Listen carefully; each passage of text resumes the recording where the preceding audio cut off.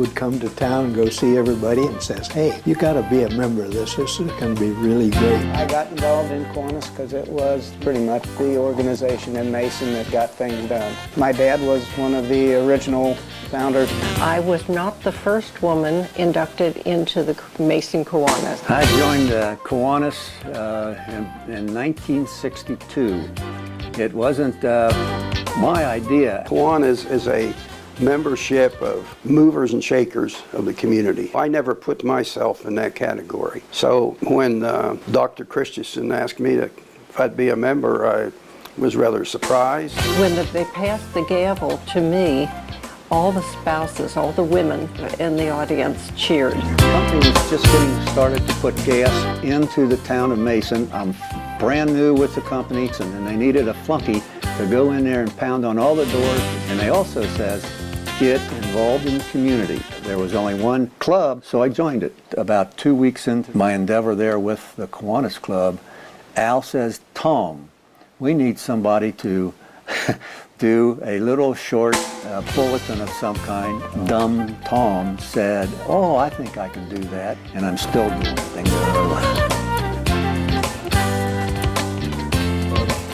I've been a member since 1956 when the club started, so I am really the only remaining charter member of the club. We had maybe 35 people at this first meeting. We started in the Mason Grange Hall, which is in the center of town, and the Grange is a agricultural society. They had 100 members probably. The city was about 700 or 800 people at that time. The Grange ladies made our lunch for us for a third of the year, and then we'd go to the Methodist church and they'd cook for us, and then we'd go to the Presbyterian church, and we'd go to the Catholic church. So the food was just excellent, always was. That was a big part to keeping us going. Really, we just kind of started. We had a president, Bill Alfrank, who was an insurance man, and we had a secretary. It might have been John Zoff, who was an attorney, and he always told us about the University of Cincinnati basketball team. That was in the days of Oscar Robertson, and John was a great storyteller, and he was just a good guy to have for the secretary. We always had a lot of good storytellers in the club that get up and tell about their favorite baseball team or all of these things that were happening. The first meeting went very well. Like our president was an insurance guy, and Bill was a great talker, and he could run a meeting, and we had a lot of people like him in there. Couldn't have cost more than $2 or something like that. We'd all get there, and we'd open with Pledge of Allegiance, singing America. Then we'd have a prayer before lunch. We'd eat for half an hour or so, and then we had a program.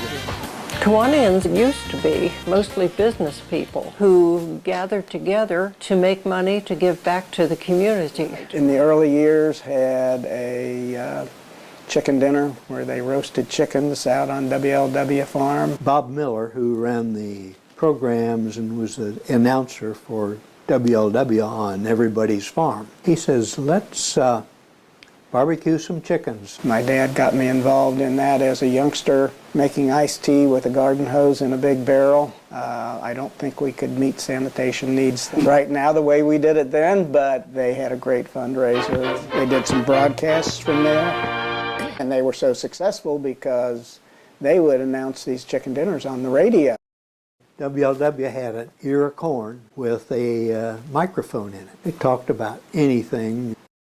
Earl Neal was the farmer, and they'd come to the farm and they'd talk to Earl about how many cows he was milking that day and how the chickens were doing, what his wife was doing, and it was a very popular program. Avalon Time originated in the studios of the Nation station and has reached you through the National Broadcasting Company. All the wives helped, and it was just a big deal. And that was before my time as a Kiwanian. That was from my time as a youth, getting involved in it and enjoying every minute of it. Time passes and things change, and so they had their pancake days, which they've had since the beginning. Pancake Day, which was always the second Saturday in November, We tried one year to make it the first Saturday in November, happened to be before the election, and we had politicians show up all up and down the place, which was not what Kiwanis is about. So we made it the second Saturday, and it works very well. If they come now, they want pancakes. We were lucky if we netted 7,000.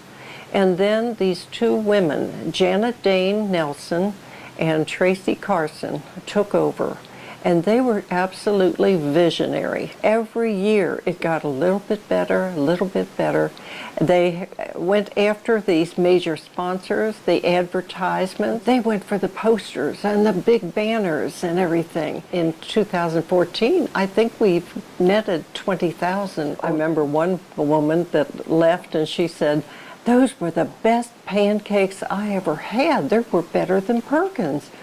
Which was strange because we got the batter from Perkins. Every penny of that goes back into the community. We were so able to help so many more people because of the money that they brought in. We serve roughly about 1,500. The interesting thing about both our major fundraisers is that we never have any trouble getting people to work. It's amazing how much camaraderie there is.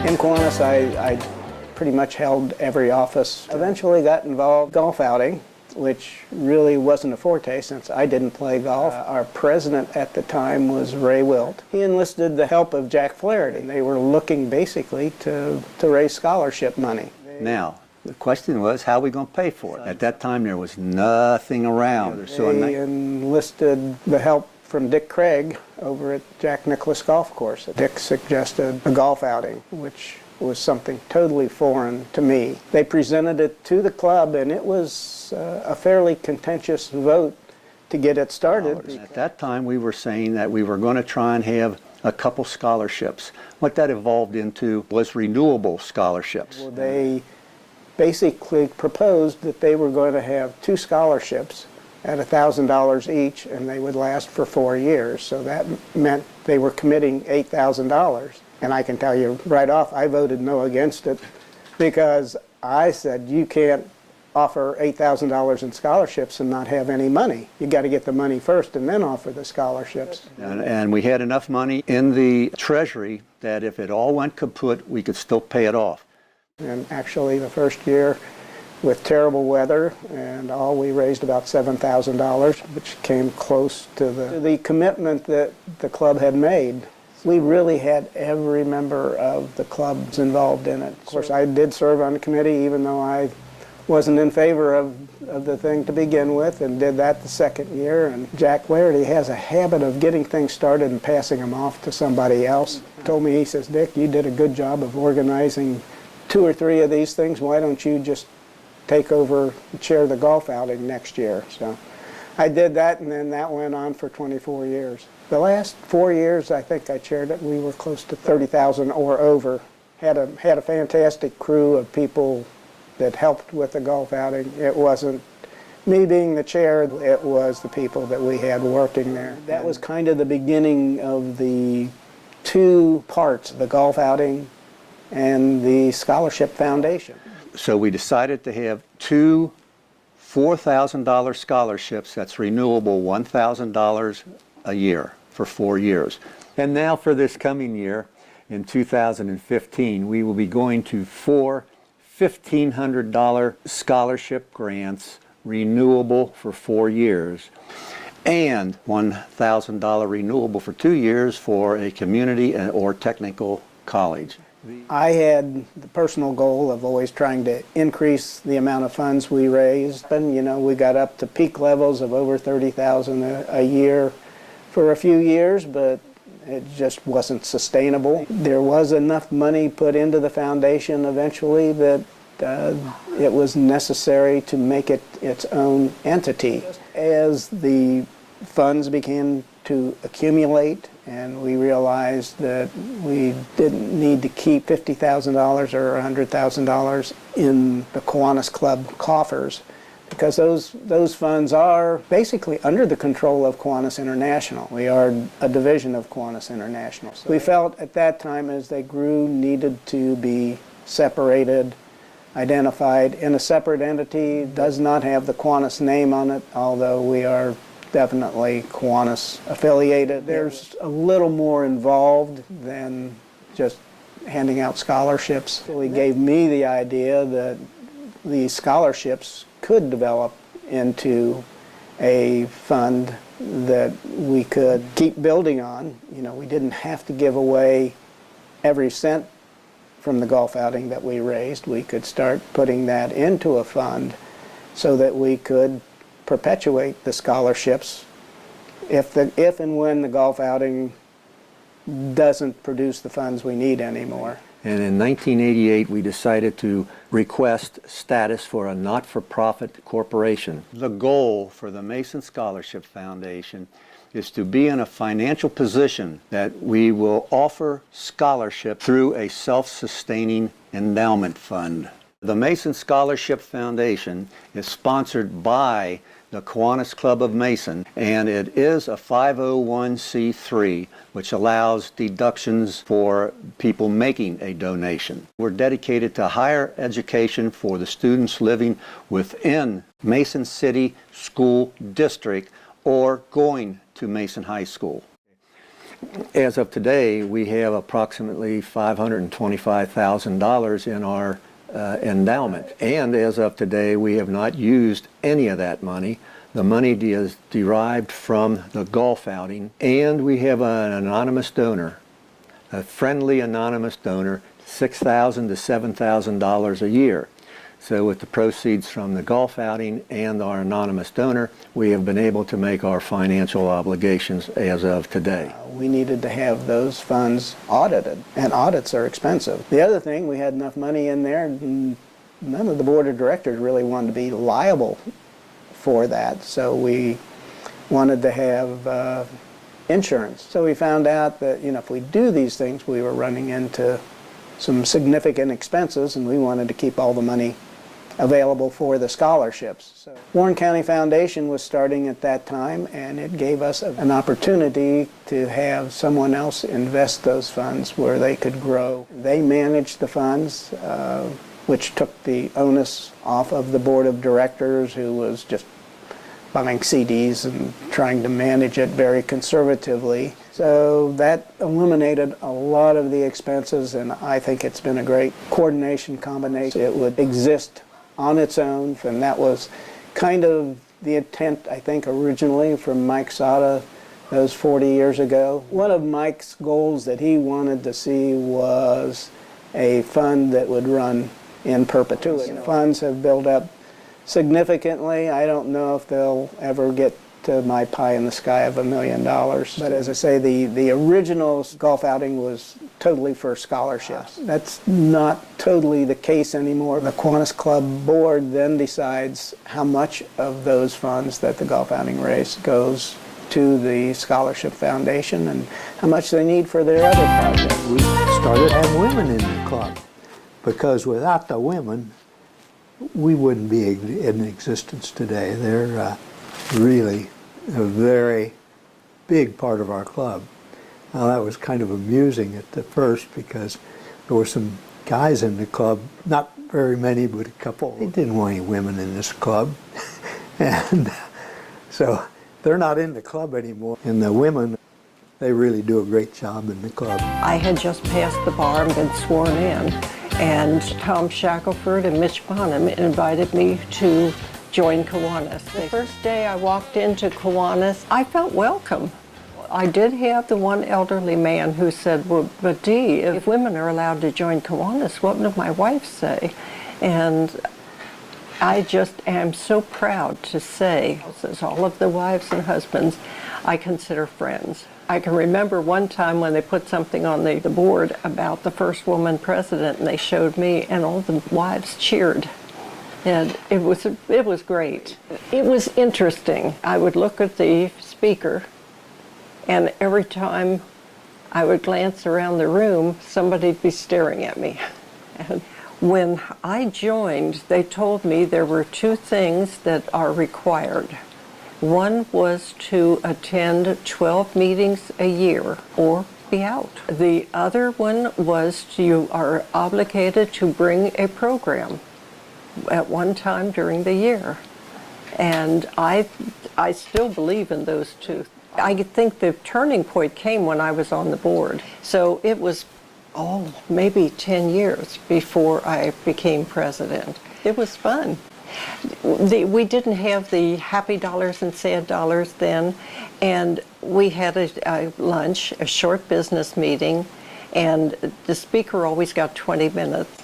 But in between there are times when I stood up there and I felt like a straight man within a room full of comedians. Nobody said anything about my mustache. I'm trying to grow. When I took office, there were 25 members that would come to the meetings, and I am proud to say that when I finished my term, we had over 50. I think it was because it was relaxed, it was very casual, and they enjoyed each other. Tom Paffey gave me a piece of advice. He said, don't apologize. Don't say, I'm sorry, but I have a cold. Everybody knows you have a cold. Don't say, How did the Kiwanis get involved with recognizing student athletes? It was started by Jack Flaherty and his son Duke. They decided, being Kiwanians, hey, let's recognize the football teams. And then eventually Jack asked me to help him. It was mainly leaned towards recognizing football players. So when I took over, the first thing I did, I went to Scott Stemple, the new athletic director, about expanding the program to other sports. I told Scott, from now on, you pick the programs. Puts an emphasis on athletes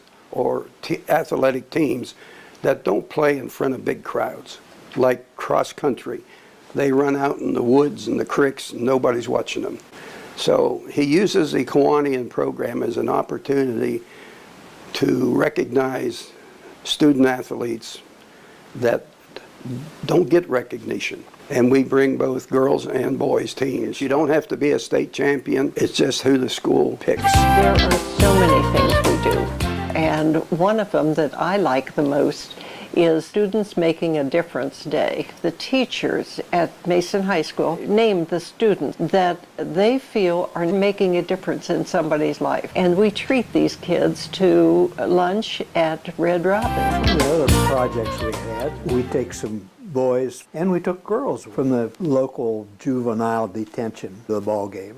That's interesting because those kids are really kind of great kids. I'll give $1 for Gene's mustache. Oh, Happy Dollars and Sad Dollars came about through a woman named Nance.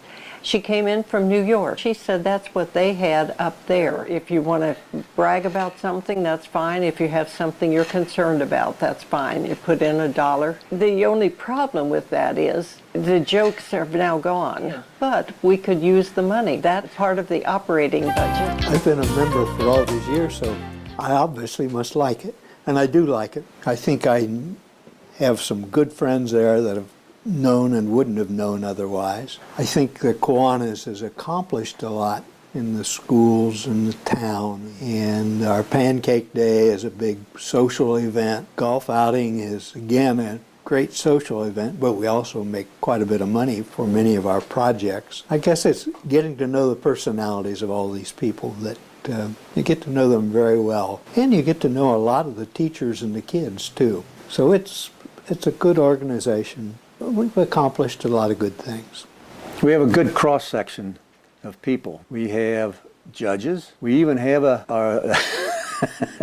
we even have Digger Odell, our favorite undertaker. Before I became president, my daughter had been diagnosed with non-Hodgkin's lymphoma. She went through 6 years of chemo, and then she had a bone marrow transplant. I was getting ready for Kiwanis one Thursday, and I got an urgent call from the hospital saying, come quick, she's taken a turn for the worse. I called and left a message with somebody that I was heading up to the hospital. The road from Mason to Columbus is very long and very tiring. It's amazing when you don't know what you're going to find at the end. And I was going up 71, and all of a sudden, I got this feeling of peace, just peace, like over my head.